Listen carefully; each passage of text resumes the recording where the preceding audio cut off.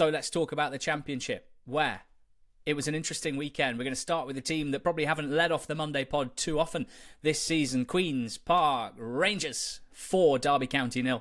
A fantastic night under the lights at Loftus Road for Martí Cifuentes and his team. Their biggest win of the season.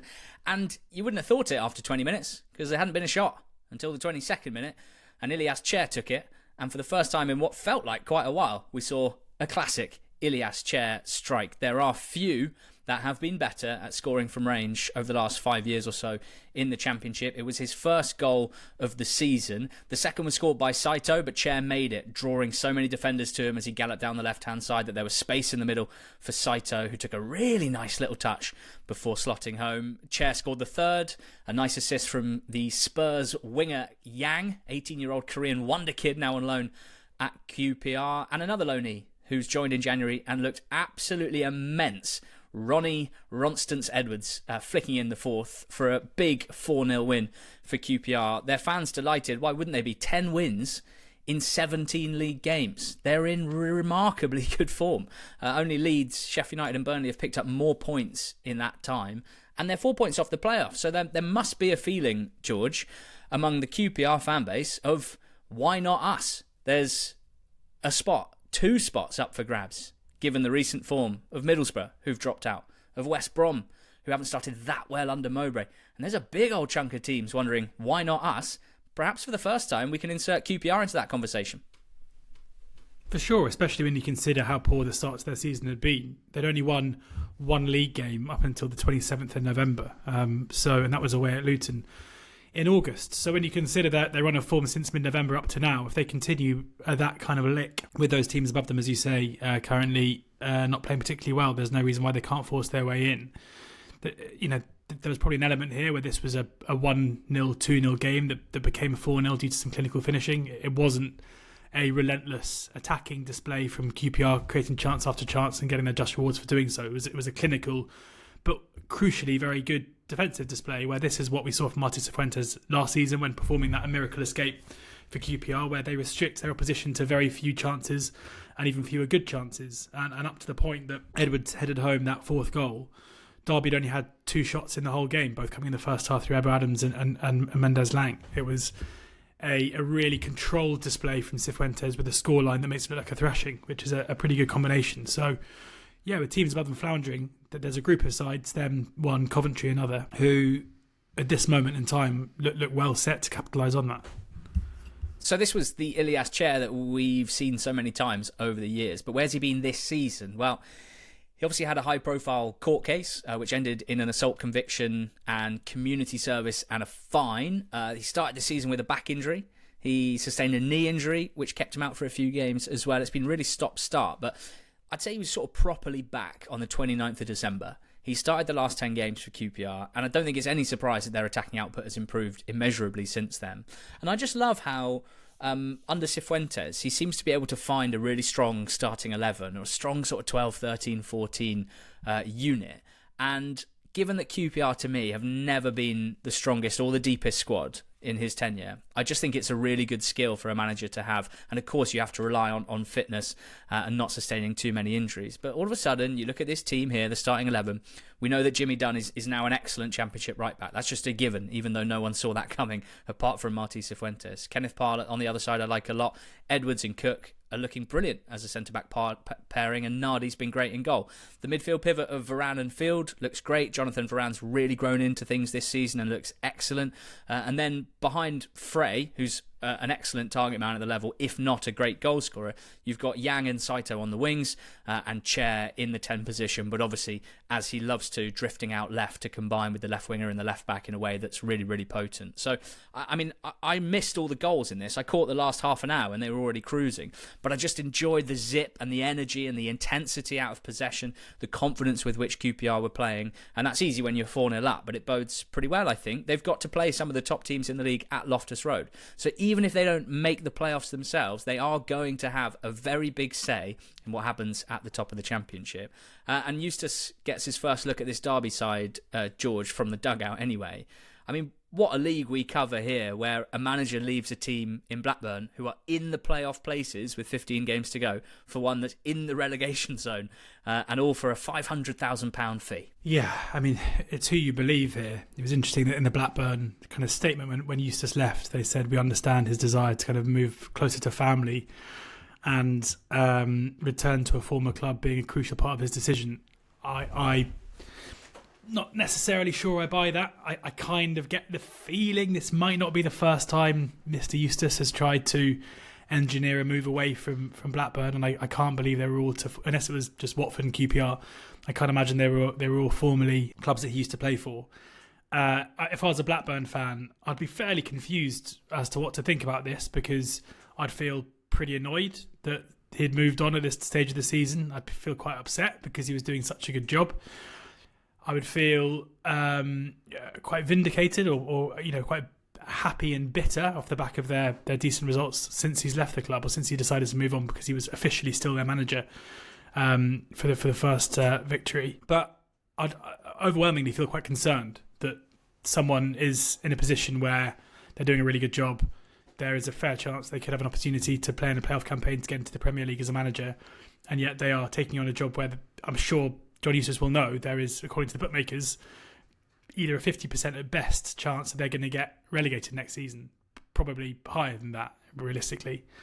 I think it's a very good appointment from Derby. I think it's the kind of appointment that works relatively well in terms of if Eustace does take them down, I think he will be the perfect kind of manager to try and take them back up again. When we look at the style of play of teams who generally get promoted out of League One, I think Eustace fits it very well. He'll build a really good, resolute, strong side who have no issue in terms of creating chances, but will be built upon a very solid defence. And that is, when you look at someone like Paul Warne, for example, where the style of play will maybe a bit more attritional, and he may take the physicality side to a whole different degree.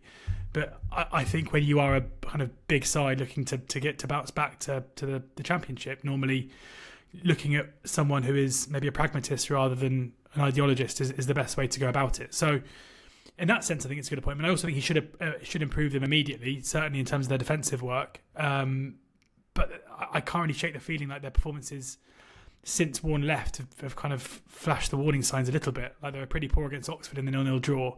They were really poor here, especially from an attacking perspective. They didn't create much. I don't think we can hold anything against Eustace. I don't think he and his managerial methods had anything to do with his poor performance. I think we will see, if we do see an improvement, it will come in time. But despite, in my mind, Eustace for Warne being an upgrade, right now it seems more likely than ever to me that they will get relegated, even with Eustace at the helm. Pleasingly for Rovers fans, absolutely no warning signs on their dashboard. 2-0 wins since Eustace walked out. Playing really, really nicely indeed. They beat West Brom in the week away from home 2-0. Maktar Gay at the double, and here they beat Argyle. A good performance, a comfortable win, and some nice goals scored as well. The first one by Adam Forshaw, or as I was calling him for most of Saturday afternoon, Adam Forshaw Bayor, because he did the Emmanuel Adebayor celebration against his old club that cancelled his contract in January, where he didn't have a particularly great time. He scores against them and he sprints towards the Argyle dugout. And I must admit, George, Forshaw came on EFL on Quest when I was working on that show, and he was great. He was such a lovely bloke, and he really loved football, and I spent a great day chatting with him, and he seemed like a brilliant guy, and not very like this. So I was a bit surprised, I was a bit confused, but then I just thought, you know what, in the heat of battle, who knows how you respond to scoring a goal against your former club. And then he made it very clear post-game with a picture that really backed it up completely, that he was pointing at his family, who were sitting, unfortunately for Argyle and their staff, right above the Plymouth Argyle dugout, and he wanted to dedicate their goal to him. And so, fair play. It wasn't quite Adam Forshaw Bayor, but it was a hell of a moment, and it wasn't quite as controversial and as beefy as it might have looked initially. The second goal was lovely. It was finished off by Ty Dolan, but a really nice 1-2 from Maktar Gay, but also from the new attacker Augustus Cargbo, who they got at the end of the window from Cesena. I do think it's an interesting wrinkle to the Eustace departure that, the suggestion is, and I think understandably, when you manage Blackburn Rovers, you don't always feel that certain about what the future may hold, in particular when it comes to recruitment, budgets, ability to sign quality players, and also losing some of your best players, as has been the case for Rovers the last few years. At the same time, they managed to find some money down the back of the sofa in January to sign 3 attacking players at the very end of the window. One of them's Emmanuel Dennis, one of them's Cauley Woodrow, and one of them's this lad Cargbo, who looked pretty lively, albeit in a short burst here.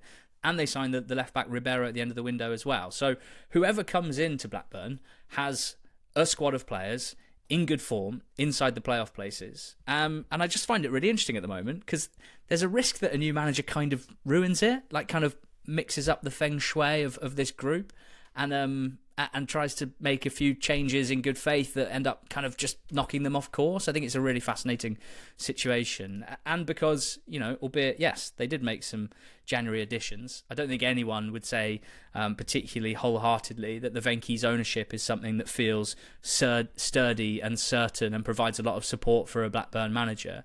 And so for anyone looking at this job, you have the carrot of an incredible chance of making the playoffs, which gives you an incredible chance of being a Premier League manager next season. But also, if you miss out, there'll be a bit of, well, we were top 6 when you joined and we've just missed out on the playoffs, so how good can you be? And maybe a bit of bad feeling heading into the summer. But also the future under the Venky's, unclear. And as I read when researching today, Blackburn haven't renewed a first-team contract since 2023. So regardless of whether they're promoted, it's another summer of uncertainty. 13 of 26 first-team players are out of contract or due to return to their parents' clubs as they are loanees. So it's a fascinating club in and of itself right now. Blackburn Rovers, good win here against Argyle, who, another away defeat for them, but I think the vibe's still pretty decent after the 5-1 win against Millwall in the week. Oxford 0, Portsmouth 2. George, this was a pretty significant result for both teams. Portsmouth and their fans feeling excellent and quite a few points clear of the relegation zone now.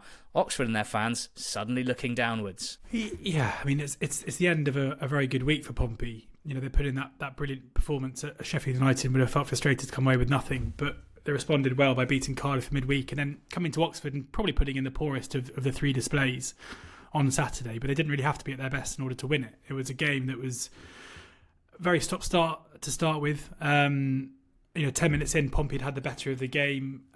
Colby Bishop had headed just wide from a Josh Murphy cross. And then there was a medical emergency in the stands that meant that for a while it kind of felt like the game might be called off, but there was about half an hour delay to proceedings. And once it started again, rather than it just being Oxford who weren't really at it, neither team really were. And it was a game really lacking in quality from that moment until a goal just after half-time with Dazelle poking home from a bit of a goalmouth scramble. The changes that Oxford made, that Gary Rowett made, did kind of turn the game a little bit. Plaheta moving out to the left-hand side, Ola Romney and Stan Mills coming on and being Oxford's best 2 players by miles. 3 relatively, one decent save from Schmidt from Plaheta, who's played through and he kind of saved it with his face. But 2 massive misses from Oxford. Stan Mills the first, heading just wide. And then Matt Phillips with a completely free header from 6 yards out and heading over the bar. On that balance of play, Oxford should have scored, and then we see what would happen. But O'Mahony got the goal late on to make it 2-0 in a game where I'd probably say neither team necessarily deserved to win, but Pompey deserved to win because they took their chances. Pompey, it feels like, a significant week in terms of putting themselves in a really good position to get out of this. I think they'll have to play better than they did on Saturday generally, but we've seen in recent weeks how strong their performances have been. For Oxford, it's now frustration that in games they should have picked up points, they haven't been able to. The chance creation has been very poor. Just 1 goal in the last 5 games isn't great, albeit it's mainly been down to missing key chances in my mind. 56 shots in those 5 games and just the 1 goal scored, nearly 4 expected goals and just 1 goal scored. So if they continue to create chances, they should be okay. And I think on Saturday, I assume we'll probably see at least one or probably both Romney and Mills start, which may give them a bit of impetus up front, because certain players, Mark Harris being one, Plaheta after that good start under Rowett another, have fallen out of form a little bit. But I'd have thought fatigue probably has a part to play in that. But either way, back to kind of needing points on the board, albeit with a fair few teams beneath them. Both sides now, they're still in a decent position. Yeah, Portsmouth now 7 points clear of the relegation zone. At the bottom of the table is Luton. They're still at the bottom of the table They lost back-to-back games in the week, one at Sunderland, one here against Sheffield United. And in the first half at Kenilworth Road, Luton Town were the better side by miles. And there were so many more positives than there have been in recent games. And not least, what looks like a really nice combo down the left side. So Bloomfield switched to a 3-5-2, broadly what you might describe as like the old Luton. And we had Asgard kind of playing in a floaty 10 role behind Adebayo and Morris. But Asgard likes to drift left and operate from that left half space.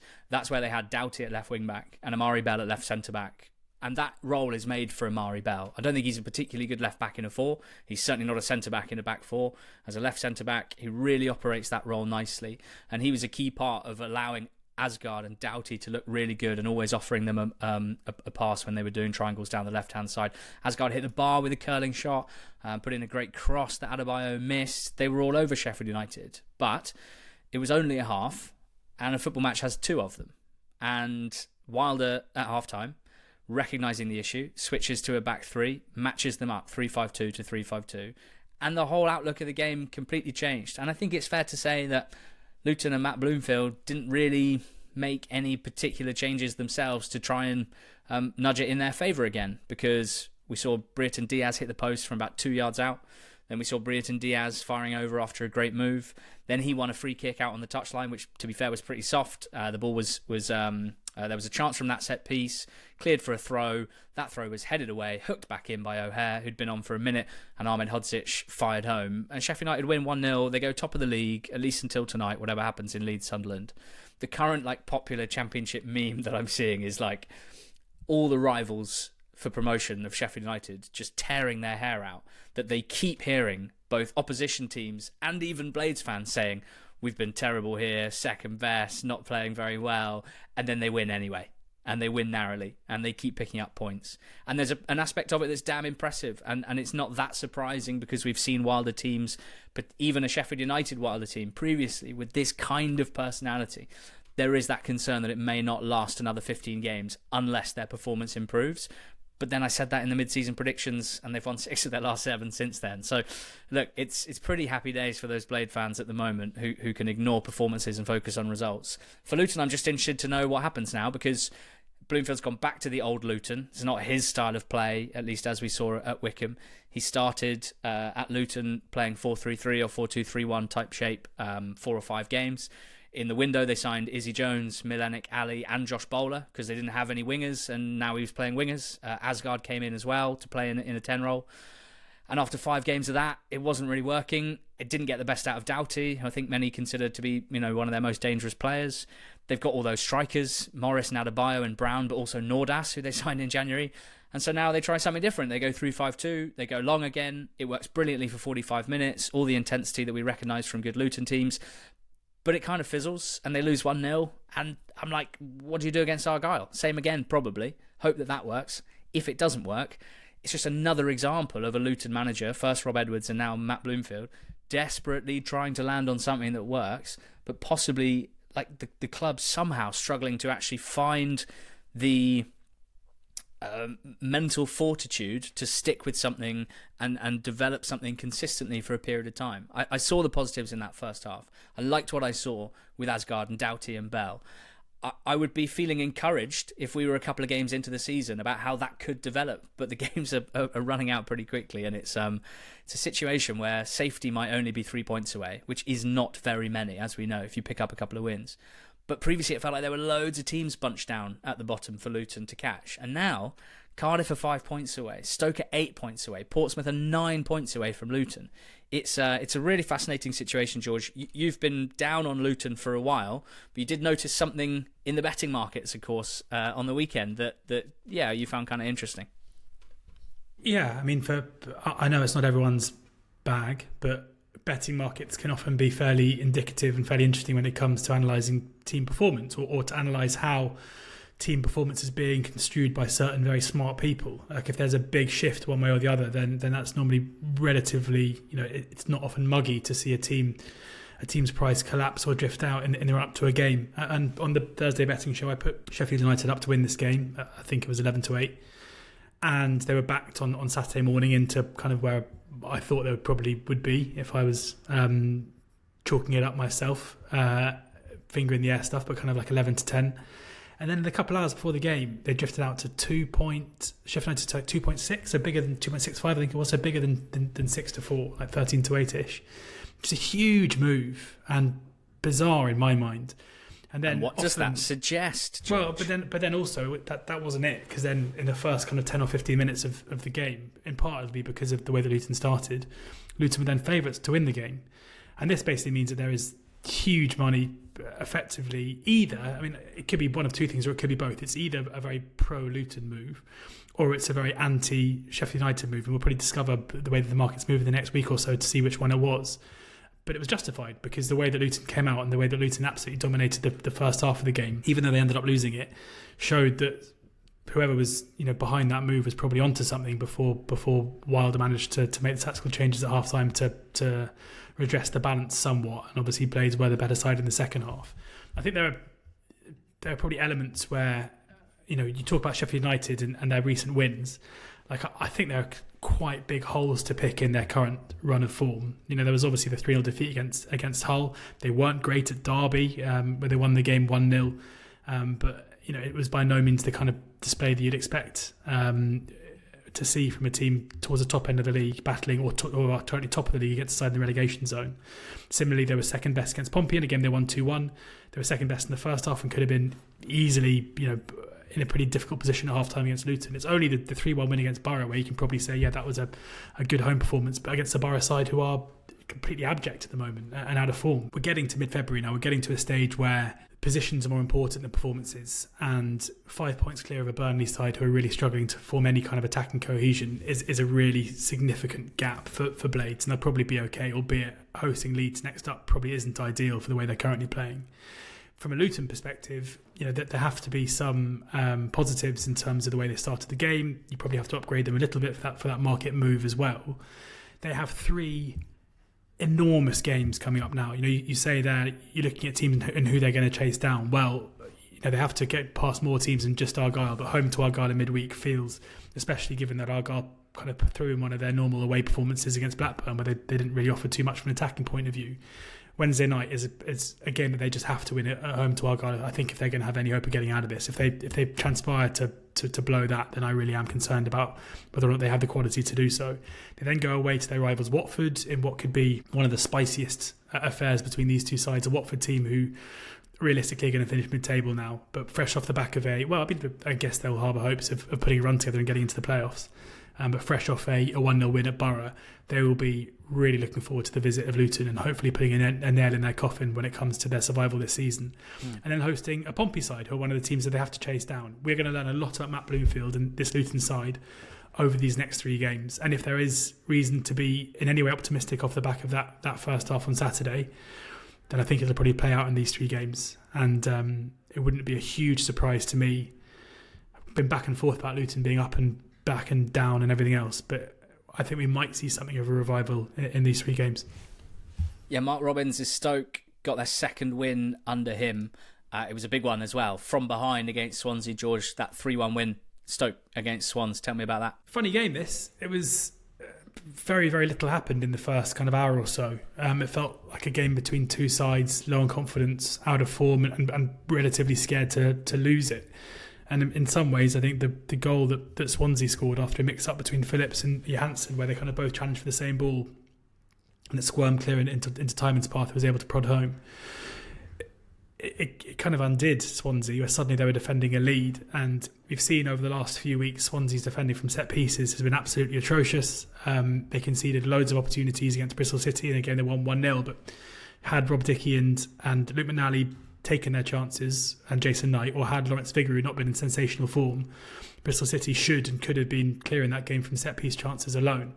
Here they didn't have quite so much luck, with Berger nodding home the first one, and then terrible marking, just kind of stealing in behind from a whip free kick from wide out on the left-hand side and steering the ball home before Lewis Baker made the game safe, with one of my favourite goals, I think, of the season, where it feels like we see these goals more often than we used to.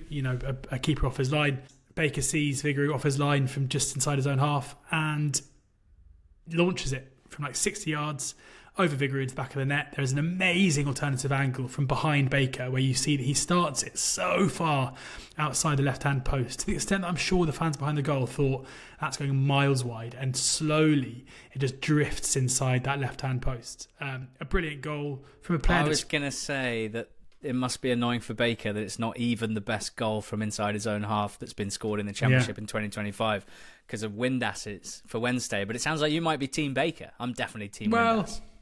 I just think the trajectory is very cool. Like, I like the way that he kind of cuts across it and deliberately starts it wide of the left-hand post, and it kind of comes back inside with his right foot.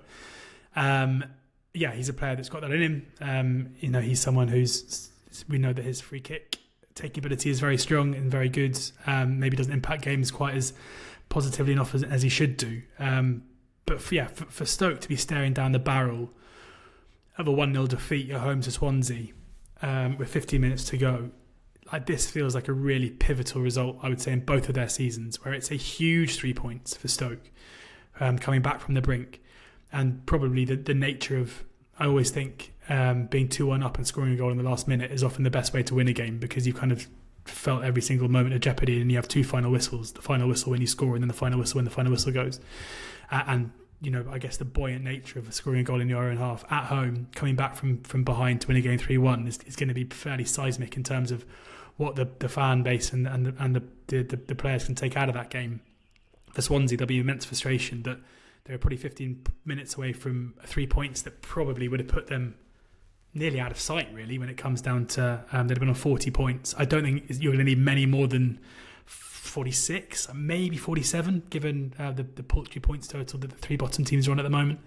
Like, it would take some turnaround for those teams to get up into the high 40s from here, a kind of PPG that would almost double from where they currently are. But Swansea are very much sucked back into it and lose ground on Stoke in the process. Yeah, a couple more teams that are involved in that bottom part of the table. Hull drawing 1-1 against Norwich at home. The archetypal Matt Crooks goal late run into the box, finishing a cutback from Louis Coyle. That was cancelled out by Josh Sargent. It was attack down the right hand side, same end of the pitch in the second half. Bizarre situation where, while Norwich were attacking down Hull's right, down the right Hull's left, a squirrel was sprinting up the touchline, like almost as if it was like running the line, like the linesman sort of trying to keep up with play. Incredibly weird. I absolutely hate squirrels with every fibre of my being. Do you? Yeah, I really, really hate them. Every fibre of your being? Yeah. God, I didn't realise that you were going to get cancelled for hating squirrels. That was not on my bingo card. I've got two terriers. We walk around a park in London with a lot of squirrels in it. It's a big part of every single day of my life. Is Maxwell Terriers versus Wandsworth Squirrels. I thought your justification was going to be much stronger than, mate, I've got a dog, I see squirrels the whole time. It's not that I see them, it's what happens when we see them. It's pretty... Is it a solidarity thing? Is it your dogs hate them, so you hate them too? That's correct, but there's an extra layer of it, mate. It's not just that my dogs hate them, because there's an aspect of it where you're thinking, what's that got to do with the squirrel? They're just trying to live their life. Yeah. But I promise you, those squirrels take the piss. I promise you, right? They are really, really nasty, and they wait till the last second, just as Nettle or Mouse is about to grab them and kill them. They run up the tree. It seems a bit unfair that they've got the sort of sticky pads on their paws. What do squirrels have? Paws? Hands? Feet? Anyway, they can run up a tree horizontally, which obviously my dogs can't. So it's an unfair fight. So that's unfair. And then they sit. What the size of the dogs? They're tiny. They're still twice the size of squirrels. And they just pull faces at the girls. And it's like, come on, if you're going to give it all that, you can't then just run and hide up a tree. That's what I've always thought. After the revelation in this and last week's DAG on NTT20.com, maybe no surprise, I'm Team Underdog and you're Team Goliath. That's what I'm going to say. Okay, nice. Anyway, Josh Sargent scored. It's a good cross from Fisher. And that's how it finished. Both teams had a chance at 1-1. Gelhardt went close for Hull. Sainz hit the post for Norwich. 1-1 draw. Cardiff, Bristol City, same scoreline, 1-1. Not a great first hour in this one. And then a set-piece header from Jason Knight put Bristol City ahead. Jason Knight's on the list of medium-sized dudes that score a disproportionate amount of set-piece headers. And I think it's because, genuinely, I doubt I've ever used this phrase as analysis on the pod. I honestly think it's because he wants it the most. Yeah. Like, I really believe that. If I haven't checked Jason Knight's Football Manager stats recently, but if he doesn't have work rate 20, determination 20, I'm pretty disappointed. But they didn't win it. They couldn't see it out, and it was a nice equaliser, to be fair. Ramsey with a lovely second assist, Ashford with the ball across to Salek to tap in. His second late equaliser in just 6 sub-appearances so far. Looks like a great option when chasing a game, given the fee that they spent on him and their lack of a out-and-out starting striker. You wonder if at some point we might want to see Salek being plan A, but it's not a bad start to his Cardiff career off the bench. For Bristol City, disappointing not to see it through. I feel like we're almost 3/4 of the way through the season. I think they're still trying to work out the best way to attack and the best way to format their attack in terms of formation, how to get Twine and Mehmeti and wide players and strikers, and it's just not quite clicking. And I'm intrigued to see if Manning works that out this season. It feels like time's kind of running out. But if he does, if they get a little jump up in form, they are very much in the playoff race. Of course they are. And Borough 0, Watford 1 was a big result, George. For Watford, really impressive away trips recently. A draw at Sunderland, of course, and now this win at Borough. In between that, they got absolutely pumped by Leeds 4-0 at home. But they're not really the story here, because all the chat since this game, until about 10 minutes before we started recording, was that Michael Carrick was under so much pressure after a really poor run of form, Borough dropping well outside the playoff places, and that he was going to be sacked and potentially, as was reported, replaced by Steve Cooper. But even more heavily reported before we record, that is not the case. Steve Gibson voting for confidence in Carrick. And I think it's probably right. I mean, I've been back and forth on this a lot in my mind, where there's no denying that fairly consistently now, over the course of 2.5 years, Michael Carrick has shown glimpses of what a manager he can be, where at points his Borough side, that Borough side when he first came in, and you had Akpom scoring all those goals at number 10, making their way from a relegation scrap up into the automatic promotion race. The Borough of like October, November time this season, where they were electric, and you had Finn Azaz suddenly stepping up and looking brilliant, Latalath and Conway kind of rotating in midfield, the midfield two of Hackney and Morris. Like, it all felt like it really fit, and they were trending in the right direction. And you had idiots like me being like, Carrick to West Ham, maybe? Like, that isn't long ago that we were talking about him being a viable option for a Premier League job. And then things spiral. And I think it's important to check yourself and remind yourself that these things, are relatively cyclical, and you can't sit and write articles about we look at managers all wrong and managers need time. And then after 2.5 years of someone's first ever job being a football manager, at the end of a bad period of poor performances, you say, yeah, he's got to go now, I'm afraid. That's it. I'm going to write him off. And I think I'm relatively happy and, relieved to see a club stand by their young manager, because I think we do judge these guys too quickly, and there's every reason why Michael Carrick should be learning a hell of a lot during this period of disruption and poor performances compared to when things are going well. There are obvious mitigating factors as well. Losing Latalath at the end of January, albeit they had time to prepare for it, wasn't ideal. In Iheanacho, they brought in a player that doesn't look particularly fit to me. His quality is clearly there, but I don't think taking out a banging form and fit Latalath and parachuting in Iheanacho necessarily solves things. And there's also just it feels like Carrick's demeanour as a footballer and as a man is basically horizontal, where nothing really throws him. He never gets overly animated, but he's incredibly kind of softly spoken and relaxed, and doesn't get too high when things are good and doesn't get too low when things are bad.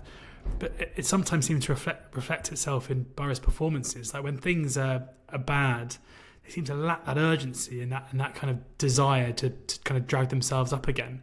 And that has felt the case in previous poor performances, and it felt like the case on Saturday, where at home against the Watford side, and you've got kind of a baying mob there, booing as soon as Kayembe's header hit the back of the net, and spending most of the second half making their feelings pretty well known. But it didn't seem to carry into the Borough players who still didn't play with that urgency that you'd want in order to try and change things. It was Watford who probably had the better chances to make the game safe. I think there's also probably an element where key players such as Ben Doak, who started the season incredibly quickly, it's his first loan. He's probably knackered, having not played this much. I've never played men's football before at a consistent level. And when you look at the recruitment and the areas where players have been brought in from, maybe it's not a massive surprise to see the output of some of those drop. So, for Borough fans who feel like they should be challenging towards the top end of the table, and they were not that long ago, I can understand why there'd be frustration, but I wouldn't necessarily pin it all on Carrick, who I think has shown enough promise in his young career to suggest he deserves more faith. I think overall I agree. I've spent quite a long time thinking about this. Before the news that they were going to back him came out, my conclusion with my sort of 2,000 words of notes was that I would personally give him certainly 2 more games. These away games at Bristol City and Stoke in the next 2. There's probably an argument that playing away from home might help them on this front, away from the pressures of the Riverside, where it was obviously too much for them. I don't know what happened on Boxing Day, that game against Wednesday, when they were 3-0 up and they drew 3-3.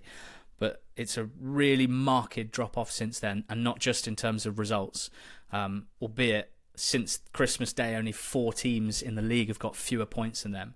But performances have fallen off a cliff as well. And unlike previous bad spells, where if you're guys like us who believe in performance data and underlying numbers, it is every single time it has been possible to point at the underlying numbers and suggest that the way that Carrick was setting up his team was leading to them having significantly more chances than their opposition, which is basically the objective of management. And then you hope that your players score the shots that they take, and you hope that the goalkeeper saves the shots that the opposition take, and you've stacked the deck in your favour because you're having twice as many shots as the oppo. That has always been the case, even in what is now quite a few pretty lean runs under Carrick, particularly to start the last 2 seasons. That is not the case right now. They don't have the underlying numbers to suggest that this is a player execution issue more so than a setup issue.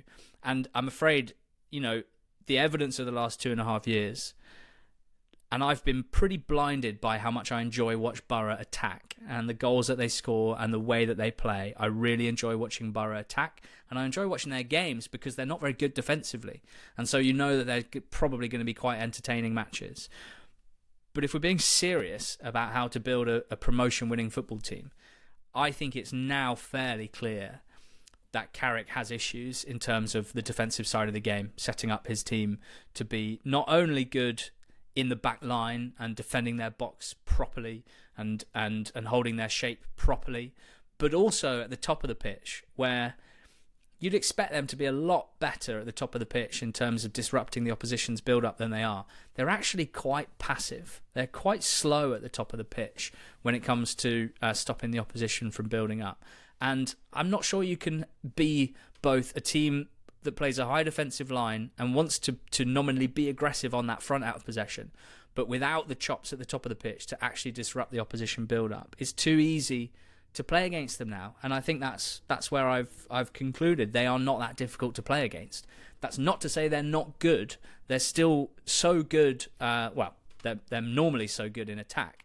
But it doesn't mean they're easy to beat. But I don't think it's that much of a head scratcher if you're in the meeting room on a Tuesday ahead of a game against Borough on a Saturday, working out what the best game plan is to play against them. And I think that's a bit of a problem for Carrick, that he clearly needs to he needs to show that I'm wrong, that's wrong over the next couple of games. I think there's a lot of bigger, more big picture stuff that we could talk about, in terms of Borough's list of managers going from Karanka to Gary Monk to Tony Pulis to Jonathan Woodgate to Neil Warnock to Chris Wilder. Those were the managers before Michael Carrick, and very few of them were being successful. He took over with them in 21st place. There's a lot of good big picture stuff, a lot of stuff we could go through where he comes out of it very well. But at the moment, it's kind of irrelevant because he's been backed and his team need to turn it around. Otherwise, they're not just going to miss out on the playoffs. They might end up in the bottom half of the table, which really would be clearly way below expectation this season. There was a great game at Hillsborough. Sheffield Wednesday fans probably won't agree.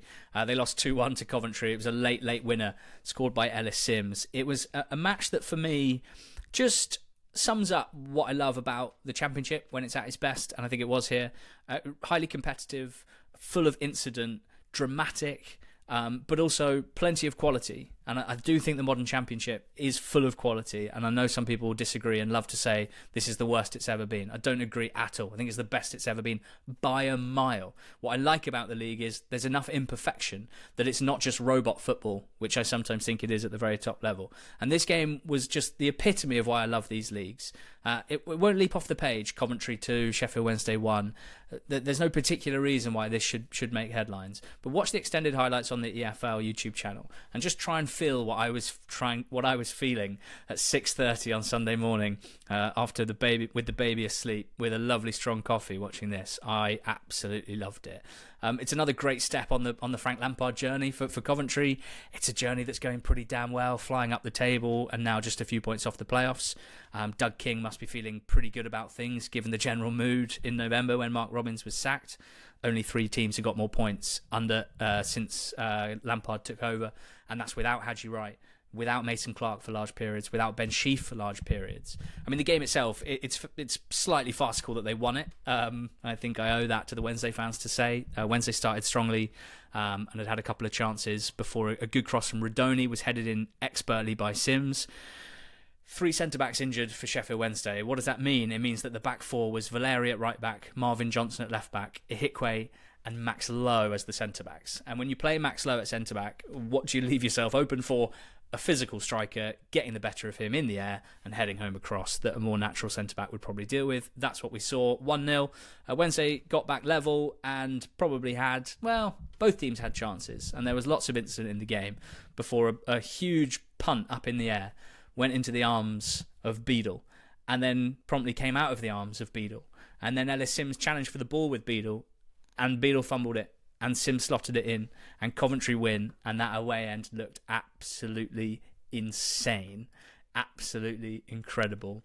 Wednesday played well and will say Coventry didn't deserve to win this. Cov fans won't care one bit. They weren't winning these games before in this way, and it feels pretty good to win football matches in any kind of way. So a pretty fun game, that one. Sheffield Wednesday 1, Coventry City 2. We had a couple of draws to finish off. Millwall 1, West Brom 1. Aziz with an assist for Big Jake Cooper. Joe Bryan then scored his second own goal in a week. A nice move from West Brom. Diangana pass to Furlong, ball across. Joe Bryan, OG. Both teams had chances at 1-1. I want to shout out Billy Mitchell, the Millwall midfielder, because he made an insane block on the line from a Diangana shot, which he managed to head onto the bar, which looked like it was in. And no one seemed to give him any credit. It's not in the Millwall match report. They didn't tweet about it. And at the end of that passage of play, none of his teammates went over to congratulate him. I had to watch it like 6 times to be like, what's wrong with you guys? I don't know what the answer is, but shout out Billy Mitchell.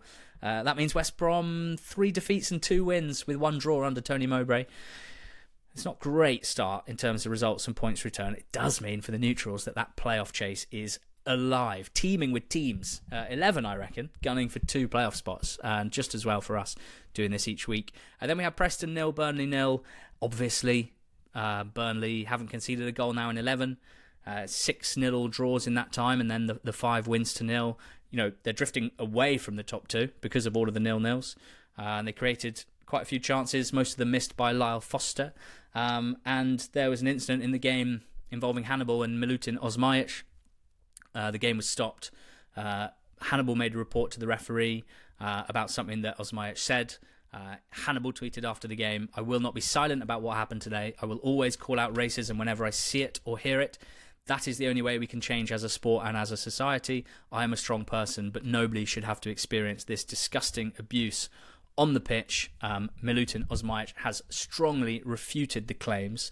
And George, it was a weekend where we had a number of instances of reported abuse between fans and players, and in this case, an incident between players. Yes, I mean, on the Osmajic case, it's not worth us speculating. Obviously, if he is found to have said anything racially motivated against Hannibal, then we hope that the full force of the law is thrown at him, because it's got absolutely no place within the game. There were 2 events elsewhere in the EFL within fan bases where seemingly it's less. It seems more the case is clear in terms of what went on with the Birmingham fan seemingly racially abusing a Charlton fan in the away end.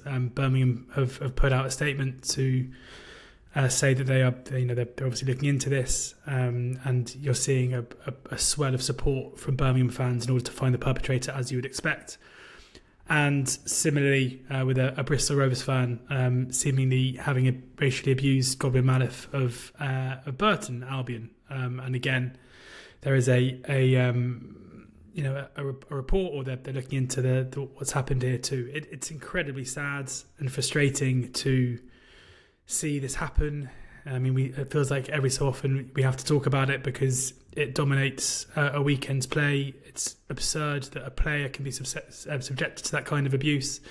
It's absurd that a fan can go to a game and be subjected to that kind of abuse. I can't really believe that there are still people who can go to a game of football and think it's okay to do that. So if anyone here listening disagrees, then I can't imagine that's the case, but give your head a wobble, and hopefully in time, with the punishments that will be dished out to these guys, people will learn that it's not acceptable. And whether it's mob mentality or whether it's having a couple of drinks or whatever else at a game, instigating this kind of behaviour, it's absolutely unacceptable and has no place on a Saturday afternoon or on a terrace anywhere in the country.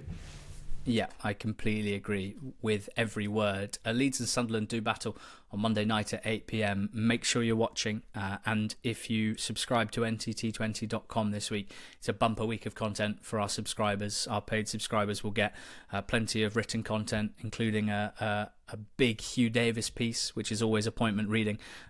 Dear Ali and George returns. If you have any questions for us off the back of this pod, you can ask them and have them answered on our paid subscriber only podcast on Fridays on ntt20.com. That's the end of the Championship segment.